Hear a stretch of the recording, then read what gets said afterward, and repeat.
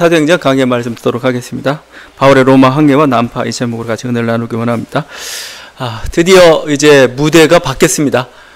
재판, 이렇게 좀 좁은 공간, 그곳에서 여러 가지 사건들이 좀 이루어졌던 데 반해서 지금 이제 지루한 재판도 끝났고 이제는 무대가 답답한 칠레가 아니고 탁 트인 바다입니다. 우리가 뭐 이렇게 여행을 간다든가 바닷가로 여행 가게 될 때 바다가 탁 보이는 순간 여러분 어떤 생각합니까? 어떤 말을 합니까? 바다다, 바다다죠. 뭔가 이렇게 탁 트였다는 거, 뭔가 광활하다는 거, 이게 사랑이 주는 게 있는 것 같아요. 이 로마나 이런 헬라 사회에서 이 바다라는 것은 그냥 단순히 바다다, 그 의미만은 아닌 좀 더 깊은 의미들이 있습니다. 왜냐하면 주요 교통수단이 이쪽에 주요 교통수단이 바다와 그 위에서 운송하는 배였어요. 한번 보십시오. 로마 제국 있죠. 그리스, 헬라가 있었죠. 그리스라는 나라. 그 다음에 이쪽 터키, 아시아 지역 있죠. 그 다음에 이쪽 수리아 지역, 밑으로 애국, 또 아프리카 지역에 있던 리비아, 그 모든 것을 연결하고 있는 게 사실은 지중해라는 그 바다입니다. 그 바다를 통해서 무역품들이, 무역 물자들이 이렇게 오가기도 하고, 사람들이 오가기도 하고, 또 바다를 통해서 전쟁들이 일어나기도 하고 막 그랬던 것이죠. 이 지중, 정말 어떻게 보면 육지 가운데 있는 그 바다인데, 이게 어떻게 보면 그 당시에 전 세계였던 거죠. 그리고 가장 중요한 하나의 교통수단, 왕래의 수단이기도 했습니다. 그래서 크세노폰이라는 사람이 페르시아 원정기라는 그 책을 썼습니다. 역사책인데, 이제 페르시아는 이쪽 막 터키에, 이제 이란, 이라크 지역까지 가니까 그쪽까지 긴 원정을 갔다가 이제 퇴각해서 돌아오게 됩니다. 돌아오게 되는데, 그 육지가 길어요. 막 길어서 막 우여곡절 끝에 바닷가에 끝까지 오게 되었습니다. 그들이 첫 번째 했던 말이 뭐였었느냐? 우리가 똑같았습니다. 바다다, 바다다. 역사책에 바다다 하고 써놨어요. 바다다. 이렇게 표현합니다. 그러자 뒤에 있던 사람들이 일찍 달리기 시작하였다. 꼭대기에 이르렀다. 그들은 눈물을 글썽이며 서로 얼싸안았고 장군과 장교들을 끌어안았다. 그래서 육지가 힘들죠. 힘들었는데 하여튼 이제 힘들게 끝나다, 그런 의미도 있겠지만, 이 바다는 자기 고향과 같은 곳입니다. 고향과 같은 곳. 또 바다는 물론 풍랑도 있고 거칠기도 하지만 안전하게, 빠르게, 여러분 걷는 것보다 배 타고 가는 게 좋잖아요. 물론 다른 근육을 쓰긴 쓰겠지만 그래도 빠르고 안전하게 자기를 원하는 목적지로, 고향으로 이렇게 돌려보내는 거죠. 그래서 이들이 느꼈던, 어떻게 보면 그리스 사람들, 로마 사람들은 바다의 사람들입니다. 바다로 주로 일을 했던 사람들. 그래서 그들에게서도 바다라는 건 단순한 그런 의미가 아니었던 거죠. 그래서 그런지 헬라 시대나 로마 시대에 유명한 고전 작품들이 있습니다. 고전 작품들에는 바다 항해와 관련된, 그리고 바다에서 벌어진 많은 모험 이야기들을 많이 담고 있습니다. 뭐 대표적으로 호메로스의 오디세우스죠. 오디세우스. 뭐 지금도 우리들 즐겨 읽기도 하고 그렇습니다. 이 트로이에서 헬라 연합군이 승리하죠. 헬라 연합군 장군 중에 하나가 이 오디세우라는 그런 장수였죠. 이 오디세우스가 고향인 이타카로 돌아가기까지 막 에게해와 지중해를 헤매면서 이 섬 저 섬 방문하면서 또 육지에도 방문하기도 하고 그러면서 많은 모험들 겪으면서 결국은 고향으로 이렇게 돌아오기까지 과정을 이렇게 그리고 있습니다. 로마 제국에도 건국 신화라는 게 있습니다. 그게 바로 아이네에 있습니다. 역시 트로이 전쟁이 발상지예요. 트로이 전쟁, 이번엔 패배했던 아이네아스라는 장군하고 트로이 패잔병들이죠. 그들을 이끌고 이렇게 방랑하다가 로마에 정착하기까지의 과정을 그리고 있습니다. 그들을 중심으로 로마 제국의 하나의 탄생의 기원이 됐던 것이죠. 이 모든 것들, 어떻게 보면 바다는 이런 어떤 중요한 교통수단이기도 하지만 모험의 무대이기도 하고 인생의 어떤 애환이나 어떤 성장이나 그 모든 것들을 담고 있는 게 바로 이 바다가 가지고 있는 그 의미죠. 그래서 그들에게서는 굉장히 중요한 무대고 어떤 문학을 쓴다든지 어떤 이야기를 한다든지 바다 얘기가 안 나오면 얘기가 안 되는 거예요. 바울의 선교에서 물론 바다를 항해하는 장면도 많이 나왔습니다. 여러분 한번 뭐 바울의 선교 한번 정리해 보십시오. 아마 1차 선교행 때도 배를 타고 이렇게 구부로 갔다가 다시 저쪽 아시아 쪽으로 저쪽 넘어갔죠. 2차 선교 여행 때 보게 되면 또 역시 드로아라는 곳에서 배를 타고 빌립보로 이렇게 넘어갔습니다. 그리고 돌아올 때도 저 고린도에서 에베소 쪽으로 배를 타고 왔고 에베소에서 또 수리아까지 배를 타고 갔습니다. 마지막 3차 선교 여행 때는 또 역시 드로아에서 마게도니아로 갔고 3차 선교 여행에 배를 타는 과정이 굉장히 좀 길게 장황하게 좀 나오게 되는데 나중에 이제 예루살렘에 가기 전에 다시 반대 방향 이제 드로아로 이제 빌립보의 드로아 쪽으로 넘어와서 이렇게 아소에서 다시 배를 갈아타고 이렇게 쭉 그 가이사랴까지 오게 되는 그 장면들이 있습니다. 배를 여러 번 탔습니다. 자, 그런데 배를 여러 번 탔는데 거기서 바울이 풍랑을 만났다든가 난파했던 얘기는 하지 않았습니다. 그런데 그렇다면 그 전까지는 뭐 풍랑을 만나지 않았는가? 그렇지 않습니다. 고린도 후서에 보게 되면 고린도 후서는 바울이 3차 선교 여행 때 썼습니다. 마게도니아라는 지역에서 그 고린도 후서를 썼는데 거기서 이렇게 얘기하고 있습니다. 유대인들에게 40에서 하나 감한매를 5번 맞았으며 3번 태장으로 맞고 1번 돌로 맞고 3번 파산하고 하루 주야를 깊은 바다에서 지냈으며 여러 번 여행하면서 강의 위험과 강도의 위험과 동족의 위험과 이방인의 위험과 시내의 위험과 광야의 위험과 바다의 위험과 거짓 형제 중의 위험을 당하였고 여러분 여기 3번 파산했다. 배를 타다가 3번 배가 깨졌다 이겁니다. 뭐 풍랑 때문에 깨진 거겠죠. 그리고 하루 주야, 하루 밤낮을 깊은 바다 가운데서 이렇게 하여튼 뭐 죽을지도 모르겠다. 그런 속에서 이렇게 헤맸다. 뭐 아마 배 쪽으로 표류했는지 모르겠습니다. 이렇게 했다고 얘기하고 바다의 위험이란 말을 쓰고 있습니다. 근데 이 고린도 후서를 쓴 게 3차 선교 여행 중이에요. 그러니까 나중에 그 예루살렘으로 가는 그 길 있죠. 그래서 나중에 체포되잖아요. 그 어떤 백길에 대해서는 얘기하지 않았습니다. 그리고 나중에 로마로 갈 때 그거에서도 얘기하지 않았어요. 그러니까 이전에도 3번이나 아니면 또 크고 작은 어떤 바다 위험에 대해서 이렇게 얘기하고 있습니다. 자, 그렇다면 어떻게 보면은 누가는 아꼈어. 그동안. 이런 어떤 바울에게 있어서 어떻게 보면 이렇게 난파당하고 험난했던 과정들은 세세 중간중간에 이렇게 할 수 있는데 그건 생략해버렸습니다. 왜 알 수가 없어요. 생략하다가 이제 로마로 가는 그 긴 항해 과정 가운데서 완전히 다 쏟아놓고 있습니다.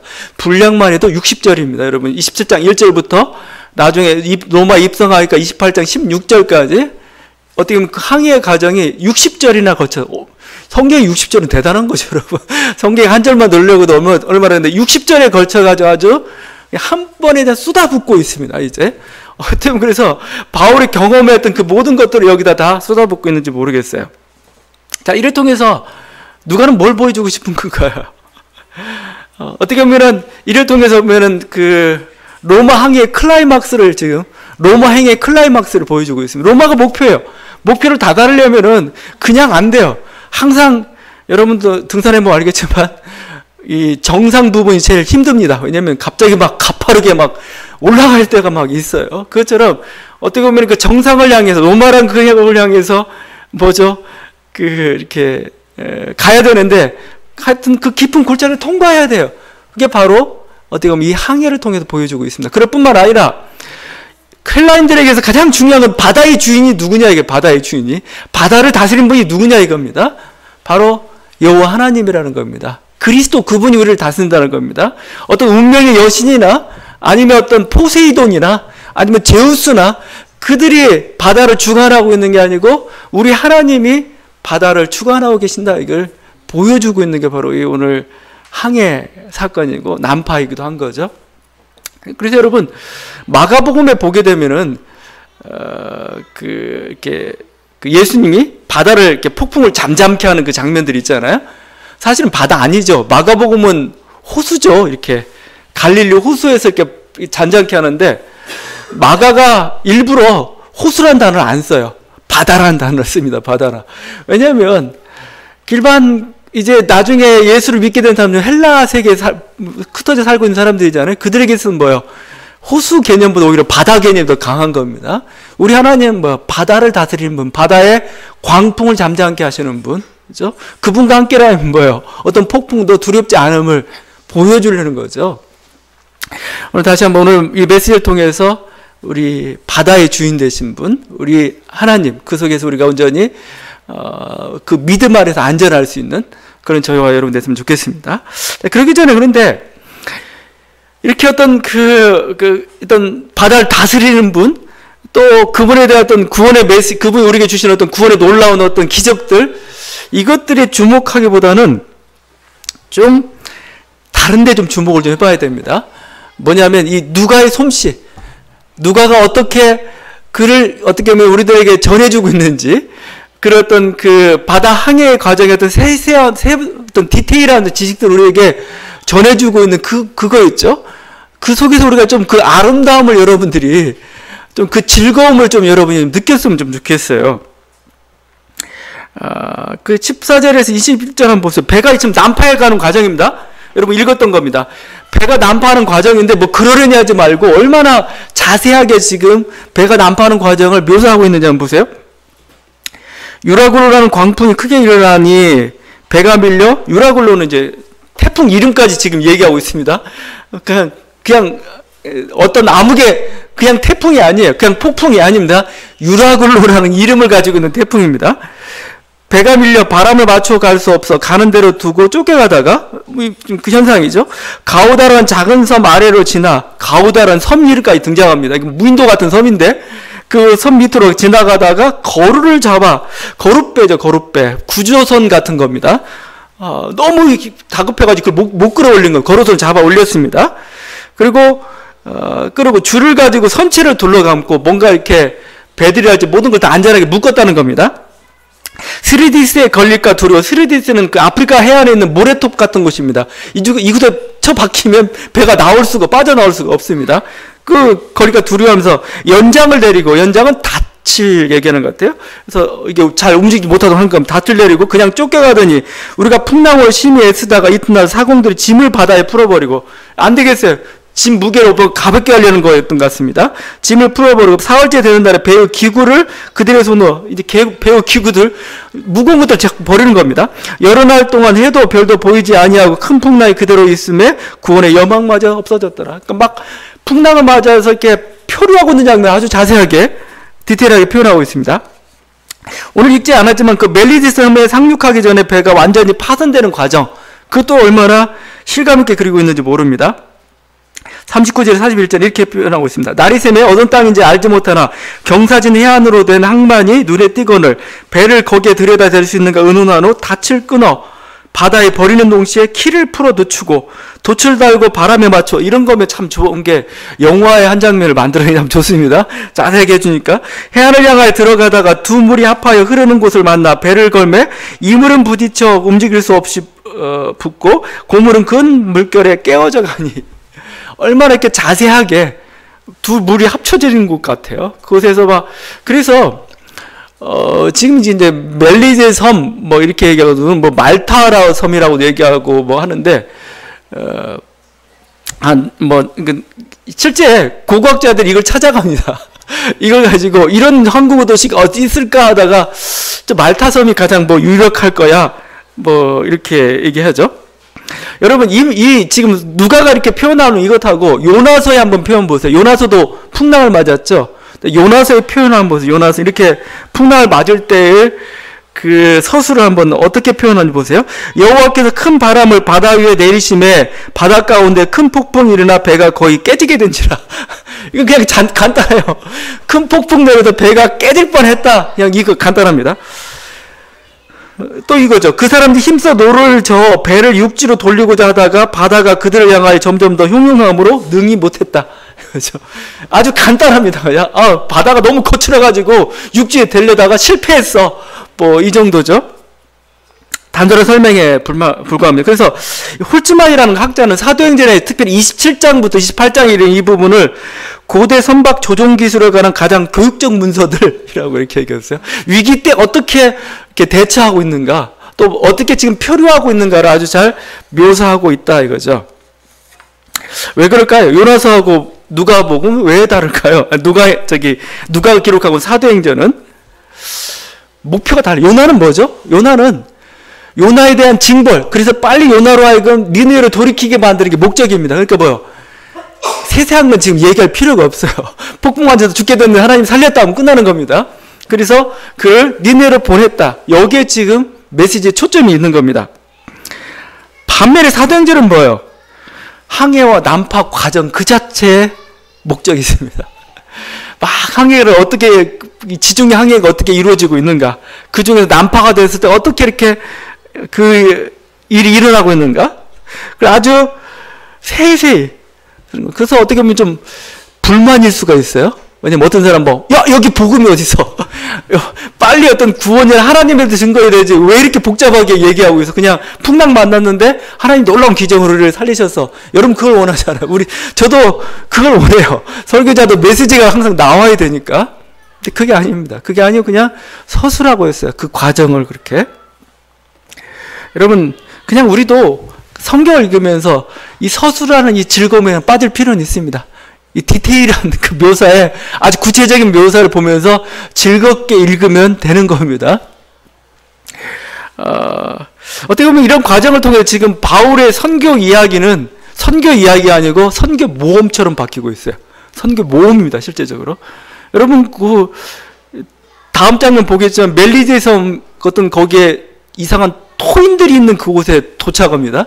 이상한 섬에 도착하고 완전히 뭔가 새로운 미지의 세계에 빠져가지고 거기서부터 또 이렇게 나오는 그런 과정들, 선교 이야기와 일반 세상의 모험담들 같이 겹쳐져 있고 거기서 흥미가 있고 즐거움이 있죠. 이게 뭡니까? 심각하지 않죠? 여러분 이 말씀 읽으면 심각해요. 요나는 굉장히 심각하죠. 이거 죽게 생겼고 결단해야 하고 막 그렇지만 이건 물론 죽을 위기긴 위기지만 그렇게 심각하진 않아요. 왜냐하면 이렇게 디테일한 이런 묘사들이 우리가 오히려 여유롭게 지금 상황을 그려보게 만들고 이런 여유도 좀 있습니다. 여러분 어떻게 보면은 이 과정을 즐긴다는 거죠. 과정을 즐긴다는 거. 이 자체도 저는 어떻게 보면은 신선한 하나의 메시지일 수도 있다고 생각합니다. 뭔가 핵심만 얘기하면 뭔 재미야 인생에서. 핵심만 말해, 핵심만. 핵심이 아니고 이 주변을 이렇게 윤색하고 이게 더 인생의 여유고 즐거움일 수 있습니다. 오히려 인생을 바라보는 어떻게 보면은 저는 오히려 더 믿음 같아요. 믿음. 막 급박하게 그냥 사건만 쫓아가는 게 아니고 그 속에서 이 급박한 사건 주변에서 일어나고 있는 여러 가지 부대적인 작은 것들 또 세세한 것들 그 속에도 분명히 하나님의 놀라운 그런 어떤 인도하심도 있는 거거든요. 그리고 또 그 속에서 우리들이 그걸 보면서 바라보면서 즐거워하고 아름다움을 찬양하고 그런 게 좀 필요한 거죠. 그러면서 어떻게 보면 지금 누가의 사도행전은 조금 다릅니다. 일반 복음서와는 좀 다릅니다. 이것도 하나의 우리들에게서 하나의 그 신선한 메시지가 될 수도 있고 또 우리들에게 필요한 어떤 삶의 과정들이 아닐까. 여러분 위대한 예술 작품들은 항상 하는 얘기가 있죠. 디테일이 있다고. 디테일. 다 핵심은 다 있어요. 근데 핵심을 디테일을 통해서 어떻게 잘 표현해내고 있느냐 이거요. 그게 아주 사소한 것 같은데 그 사소한 것에서 오히려 더 큰 매력을 가져다주고 그 매력이 뭐예요? 실제적으로 그 작품을 더 빛나게 만들어, 은은하게 빛나게 만드는 겁니다. 여러분 우리 인생 속에 핵심만 얘기하지 마세요.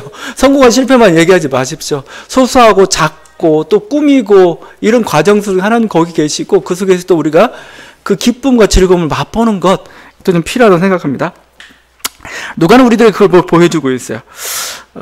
이 표현만 디테일할 뿐만 아니라 매우 드라마틱합니다. 여러분 드라마틱. 여러분 보면은 문학에서 그걸 우리가 서스펜스라고 하죠. 서스펜스. 긴장감이죠. 다음에 무슨 사건이 일어날까, 이죠?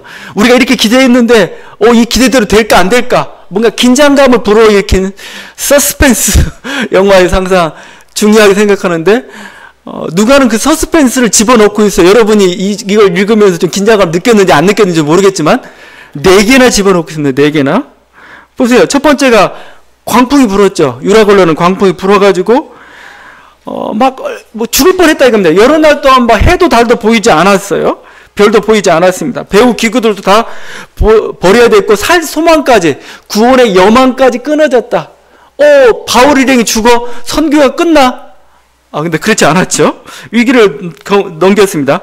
두 번째 서스펜스가 벌어집니다. 왜냐면 이제 표류하던 날 열 나흘째 밤에 일어났습니다. 오늘 지금 읽지는 않았습니다. 열 나흘째 밤에 일어났는데, 왜냐면 이렇게 배가 위험하니까 선원들이 거룻배를 몰래 끌어내려가지고 자기들만 타고 달아나려고 그랬어요. 근데 기도 중에 바울이 그걸 알았습니다. 알아가지고 저 선원들 잡아! 그러니까 선원들 붙잡아가지고 결국 또 한 번의 위기를 거칩니다. 세 번째가 멜리데 섬 가까이에서 벌어지게 됩니다. 이제 섬에 이제 저쪽에 상륙해야 되는데 섬에 가까이 오면서 배가 깨지기 시작합니다. 물살이 너무 세가지고 또 배가 너무 약해가지고 막 깨어지기 시작하고 막 그 파선의 위기가 있습니다. 그러다 보니까 로마 군병들이 죄수를 죽이자고 해요. 죄수들을 다. 왜냐하면 죄수들을 다 하나버리면은 군병들이 그 몫을 책임을 져야 되거든요. 그러니까 안 돼. 죽이자 하니까 백부장이 말립니다. 안 된다. 해가지고 다 그 배조각들 하나씩 붙잡고 다 해서 다 살아났습니다. 마지막 이제 끝났어요. 이제 끝났다 생각했는데 섬에서 또 일이 벌어지죠. 이번엔 뭐 이제 추우니까 이렇게 나무불을 모닥불을 피워놓고 있는데 갑자기 독사가 튀어나왔습니다. 나뭇가지 사이에서 독사가 튀어나와가지고 이렇게 바로 물었어요. 그래서 요즘 학자들이 별 희한한 걸 연구를 하는데 멜리데 섬에 가서 독사 연구하는 사람도 있습니다. 바울을 물었던 독사가 뭘까 해가지고 뭐 독사가 있느냐 없느냐 해가지고 없다고 해가지고 이 섬이 아니다라는 사람도 있고 막 얘기하고 막 그래요. 근데 하여튼 물었어요. 죽을까 했는데 또 살아났어요. 바울이 여러 번 죽을 고비들을 이렇게 넘기고 있는 거죠. 이게 바로 서스펜스라는 겁니다. 그러니까 지금 이 많은 사건이 한꺼번에 일어났는지 어떤지 모르겠지만 어떤 바울 생에 있은 사건들을 이렇게 하나하나 이렇게 자세하게 표현하고 있죠. 실제 이 일을 당했던 바울이나 그 일행들은 정말 아슬아슬하고 목숨이 왔다 갔다 하는 그런 사건이었을 겁니다. 그러나 이 글을 읽고 있는 우리들은 즐겁기만 하죠. 그래. 이런 아슬아슬한 순간들이 있었네. 즐겁습니다. 누가가 이렇게 서술할 수 있는 이유는 어디에 있을까요? 살았기 때문에 그렇습니다. 죽었으면 못하죠. 살았어요. 살고 나니까 뭐예요? 그 순간순간들이 아름다운 거예요. 긴박했던 순간들이 더 재밌었던 겁니다. 드라마틱하고 뭔가 인생이 뭔가 굉장히 밀도가 있었어요. 밀도가. 그냥 밋밋한 게 아니고 밀도가 있었던 거죠. 여러분, 이게 어떻게 보면 그래서 이것도 우리가 어떻게 보면 그래서 이렇게 살아난 자 입장 속에서 과거를 회상하는 거죠. 과거를 회상하는 거. 이게 참 우리들 모습도 그렇습니다. 등산하다가도 느끼는 건데 등산 막 정상을 향해서 막 힘들어 열심히 해서 막 어떻게 갑니다. 겨우 갔어요. 갔다가 내려오면서 느껴지는 게 있어요. 등산하면 느끼는 게. 언제 이렇게 높은 데를 이렇게 먼 거리를 내가 언제 왔지? 막 이런 생각입니다. 한 걸음 왔어요. 죽겠어요. 죽겠가지고 좀 쉬었다 가기도 하고 뭐 하고 하면서 가자 해가지고 정상에 다다랐습니다. 다다라 내려오다 보니까 자기가 걸어온 거리가 엄청난 거예요. 높이도 이렇게 굉장히 높다는 걸 보면서 내가 어떻게 이렇게 걸어왔지? 인생이 그런 겁니다, 여러분. 순간순간 힘들고 어렵지만 그 고비를 넘겨가지고 사실은 정상에 이르는 거죠. 여러분, 지금 당하고 있는 고난은 언젠가는 끝날 겁니다. 여러분, 너무 염려 마세요. 고난은 끝날 거고 하나님께 여러분과 함께 하시기 때문에 여러분이 기도하고는 그거에 대해서 지금 안타까운 그 하나님께서는 답을 주실 것이고 응답을 분명히 보여주실 것입니다. 여러분, 이런 믿음을 가질 수 있기를 바랍니다. 그래서 어떻게 보면은 제가 저번에 얘기했던 미래의 시점에서 우리 인생을 좀 관조해 보길 바래요. 관조해. 그래. 참 아름다운 추억 쌓는 거다. 이거죠. 아름다운 추억. 이런 추억들이 있기 때문에 내 인생은 아름다울 거야. 이거죠. 그러면서 오히려 앞당겨서 감사하는 거죠. 미래 그냥 이루어지고 난 다음에 감사하지 말고 지금 순간순간을 감사하십시오. 왜냐하면 지금도 하나님의 계획은 이루어지고 있습니다. 우리는 어떻게 보면 승리를 향해서 저 고지를 향해서 계속 가고 있어요. 지금 잠시 올라갔다 내리막다 오르막길 내리막길을 이렇게 하고 있을 뿐이지. 여러분, 그게 오히려 높은 산에 올라서는 그게 아름다워 보일 겁니다. 왜 사람들이 이렇게 이 산들을 바라보면서 어떤 그 이름난 산, 유명한 산, 그 산들은 왜 유명하냐? 유명한 데는 유명한 대로의 이유가 있어요. 너무 밋밋하면 별로 그렇지가 않아요. 뭔가 힘들기도 하고, 뭔가 이렇게 오르락내리락 그 길도 있고, 그렇기 때문에 오히려 그 산은, 우리들에게 이름이 있고, 또 이렇게 그런 값어치를 받는 거 아니겠습니까? 여러분, 우리들도 어떻게 보면 이런 서스펜스가 있는 인생입니다. 여러분, 나중에 되돌아봤을 때는. 근데 그 순간순간에, 믿음의 눈으로 좀 우리 인생을 좀 바라보기를 원합니다. 믿음의 눈이라는 것은 관조의 눈입니다. 자, 나중에 정상에 섰을 때를 생각하면서 음미하는 그 눈이죠. 그래서 어떻게 보면은 아무것도 지금 없지만 지금 여기서 오히려 감사할 수 있는, 찬양할 수 있는 자, 여러분 됐으면 좋겠습니다. 바로 이게 누가복음을 통해서 이렇게 주어지고 있는 모습입니다. 이 모습을 보면서 지금 그 인생의 선장이 누군가, 우리가 누구를 선장으로 삼아야 될 건가를 어떻게 보면은 지금 이 사도행전 메시지를 우리에게 좀 전해주고 있는지 몰라요. 바울의 항해는 위험한 시기에 이루어졌습니다. 바울이 실제 위험한 시기였습니다. 바울이 그 무라라는 항구에서 그 알렉산드리아호를 갈아타죠. 지금 알렉산드리아호를 타고 갑니다. 근데 알렉산드리아호는 아마 이집트의 알렉산드리아 도시에서 출발한 배일 겁니다. 왜냐하면은 이 배는 로마는 이렇게 그 인구는 많은데 농경제 이렇게 농사가 그렇게 잘 되지 않았던 것 같아요. 그래서 애굽에서 나온 그 이집트 나일강에서 나온 그 풍요로운 그 이렇게 경작지에서 나온 그 밀을 수입해다가 먹었습니다. 그래서 알렉산드리아는 곡물 수송선이었을 가능성이 높습니다. 곡물 수송선에 이렇게 타고 가는 거죠. 가다가 근데 가는데 이게 옛날 그 바다 항해 같은 게 여러분 쉬운 게 아닙니다. 우리 같으면 어떻게 합니까? 그냥 여러분은 막 애굽에서 이 알렉산드리아에서 로마까지 직선을 딱 그려놓고 쭉 가면 될 거라고 생각하는데 그렇게 못 가요. 왜냐하면 그 풍랑이 기후가 어떻게 바뀔지 모릅니다. 그리고 또 해류를 또 잘 타고 가야 돼요. 그래야 왜냐면 사람이 노져서 가는 거니까. 그러다 보니까 가로질러서 못 가요. 대부분 해안을 끼고 갑니다. 해안을 끼고 가면 해류를 잘 이용해가지고 이게 가야 되는 겁니다. 그래서 오늘 말씀에 보게 되면 그 장면들이 많이 나와요. 4절이죠. 맞바람을 피하여 굽으로 해안을 의지하고 항해하여 이렇게 나오죠. 13절 남풍이 순하게 불매 그들이 뜻을 이룬 줄 알고 닻을 감아 그레데 해변을 끼고 항해하더니 계속 해변 끼고 해안가를 이렇게 돌아하면서 그러니까 육지로부터 멀어지면 위험해요. 옛날 같은 경우는 이런 식으로 가게 됩니다. 근데 그레데를 지날 때쯤 이제 위험 상황이 발생한 거죠. 바울이 항해가 위태로운 시기라고 얘기합니다. 지중해에서 가장 위태로운 시기는 겨울철입니다. 겨울철은 안 됩니다. 학자들은 11월 11일부터 3월 10일까지를 위험한 항해 시기라고 해요. 배가 항해가 안 해요. 될 수 있으면 먼 거리 안 가려고 합니다. 근처에 가게 되지 겨울철을 안 가고 겨울철이 가까운 늦가을이나 또 초봄 정도도 역시 위험한 그런 시기로 잡고 있는 겁니다. 근데 지금 바울이 이렇게 지금 위험하다고 얘기했던 때는 언제냐면 대충 금식하는 절기가 지났다는 걸 볼 때 아마 이건 여러분이 그 성경 통독에서만 알 겁니다. 아마 그 7월 초에서 10일 그러니까 있는 그 아마 대속죄일 금식일 가능성이 높습니다. 따지면 한 10월 달 정도 됩니다. 10월. 그러니까 겨울이 가까우기 전이에요. 그래서 약간 위험한 시기입니다. 근데 바울은 하나님의 어떤 계시를 그걸 받았나? 위험하다고 얘기합니다. 근데 백부장은 어떻게 결정합니까? 오히려 선장과 선주의 말을 듣죠. 그래서 야 여기서는 일단 미항에 있지 말고 우리 저 베닉스로 가자. 이렇게 결정을 합니다. 베닉스는 뭐죠? 그러니까 이들도 겨울에 갈 생각은 없어요. 갈 수는 없는데 미항은 좁으니까 베닉스로 가자. 바울은 가지 말고 미항에 머물자. 여러분 누구 말을 듣는 게 좋습니까? 선장 말을 들어야 되죠. 바울은 뱃사람이 아니에요. 선장이 더 능숙하죠. 선장이나 이런 선주들, 뭐 사공들이 아주 노련한 사람들 아니겠습니까? 이들의 얘기가 맞을 수도 있어요. 왜냐하면 미항 쪽은 막 맞바람 막 치니까 우리 저쪽 돌아가자 이것도 말이 될 수가 있죠. 단지 이제 제가 얘기하는 짓은 백부장이 바울의 말을 안 듣고 그 선장의 말을 더 신뢰했다는 것을 너무 비신앙적으로 보지 마세요. 그건 당연한 것 같아요. 전문가가 있는 전문가 말을 들어야 되지.